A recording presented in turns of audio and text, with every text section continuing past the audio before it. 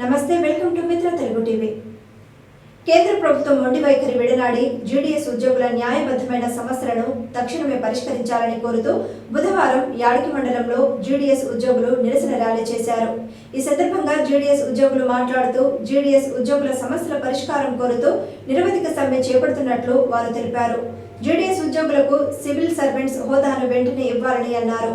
కమలేష్ చంద్ర committee సిఫారసు చేసిన bunching అమలు చేయాలని తెలిపారు. జీడీఎస్ కాంట్రిబ్యూషన్ 10%, డిపార్ట్మెంట్ కాంట్రిబ్యూషన్ 10% ఇవ్వాలని అన్నారు. జీడీఎస్ ఉద్యోగుల అన్ని రకాల సేవింగ్స్ను పనిభారంలోకి తీసుకోవాలని వారు తెలిపారు. 7వ వేతన కమిటీలో అమలు కాని అంశాలను వెంటనే అమలు చేయాలని వారు డిమాండ్ చేశారు.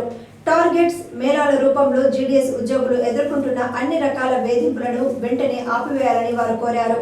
కేంద్ర ప్రభుత్వం మొండి వైఖరి విడనాడి జీడీఎస్ ఉద్యోగుల న్యాయబద్ధమైన సమస్యలను తక్షణమే పరిష్కరించాలని అన్నారు. తమ సమస్యల పరిష్కారం అయ్యేంత వరకు నిరవధిక సమ్మెను కొనసాగించనున్నట్లు వారు తెలిపారు.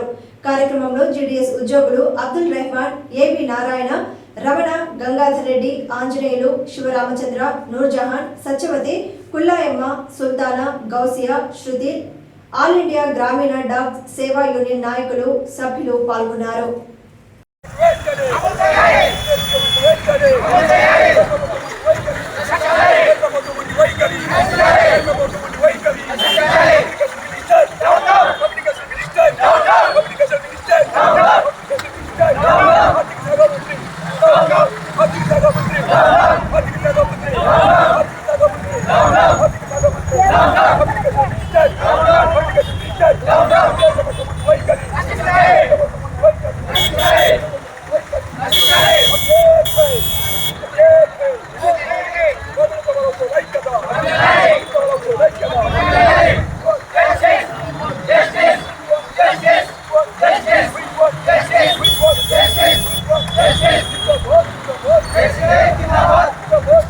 Yes,